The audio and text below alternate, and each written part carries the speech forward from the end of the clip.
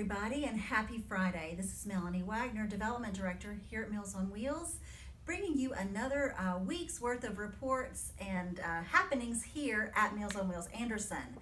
We have some exciting news. Once again, we were able to feed thousands of people this week. Yes, that is the correct number. We are feeding upward to 3,000 people because of your generosity. Those of you who have given, especially during this month of June, I want to give you a huge thank you. June and July are typically very low months with donations for us, and that's normal with most nonprofits. So I want to encourage you, if you haven't given, any amount makes a huge difference. And for those of you who have given, on behalf of all of us, thank you, and especially our elderly and homebound neighbors. So today we have a special guest, our good friend Bart Boatwright, who has been a volunteer with Meals on Wheels for... When you asked me that, I tried to, I was thinking how long it had been, and I really can't remember. All I know is a few weeks ago, Laurie, who is director here, she was coming in and she noticed the magnet on my car, and she said, "Oh my goodness, that's the old magnet. We need to get you a new one." So I know I've been here long enough to have a hot minute. To have outlived the initial magnet that I had. I love it. Car, so. I love it. So you've been involved a long time, which really speaks so highly of you. But I think it also shows that this is something that's easy to get involved with and kind of easy to want to stay involved with. At least we hope. Oh, well, it really is. To be honest, I didn't know a lot about Meals on Wheels when I was approached, and you asked me that, who approached me, how to, and maybe Laurie, maybe somebody from my church. I don't remember, but at the time, I'm a photographer and I work for the Greenville News. I worked for the Greenville News almost 30 years, and my schedule allowed me free mornings a lot of times, but I never knew what it was going to be. Yeah.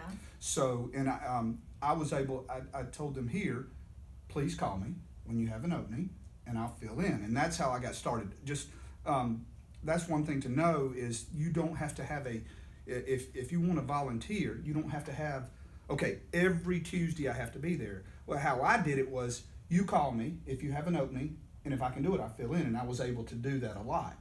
And in January of 19, I left the paper and I went at, I'm a freelancer, I work on my own. And so then my schedule freed up a little bit, and with COVID, it's really freed up, unfortunately. Right. And so I've been able to take a more permanent role. So I'm here on, I was here every Tuesday. Now I'm here every Monday, Wednesday, because we've cut down on our schedule some. So I'm able to come, I'm here in the morning. I have a route that we run from Anderson to Belton. And we also take routes from here to Belton for folks to pick up. So you're saying, and you are from the Belton community, I am from correct? the Belton community. So what you're explaining is you actually take food to folks in Belton, and then they meet you in Belton, then they deliver. Yes. So we have a great, I would say, logistical system Right. with our outlying areas, because we serve all of Anderson County. So we have this same setup in Pendleton. We do this in Powdersville, of course, Belton. And so if you're able to volunteer and you live in those areas, what would you suggest? I would say, because I've done both. I've picked up here and I've picked up in Belton. And I would say it would take about an hour of your time at the most. Okay. Yes, and once you first start, you have to learn the route. But once you learn it, it only takes about an hour. And I think when I first started, it's going to be a great way to help people and fulfill people. But it became fulfilling for me. Yes, exactly. And I tell you, one time, and I'm sure this has happened many times. This might be the only interaction you ever have. These people have, right? I know. You're going to make us all cry. I know. Stop! This lady made me cry. So every day she'd come to the door in a wheelchair, right? Yeah. I knocked one day, and she started, help, And I couldn't get her to the door, and I had to call 911. They came, Right. and they were able to, right? And I always think, if I hadn't have been there, how long, right? Right. And it's that little interaction every day that you give these people, right? Yes. And it's such a small thing, You right? got it, but it makes such a difference. And it does make such a difference. And that's my, like you said, maybe my charge to, it's just a small thing that, again, you may think that you're going to be doing it to fulfill other people. it's going to fulfill Yeah, you. it's right.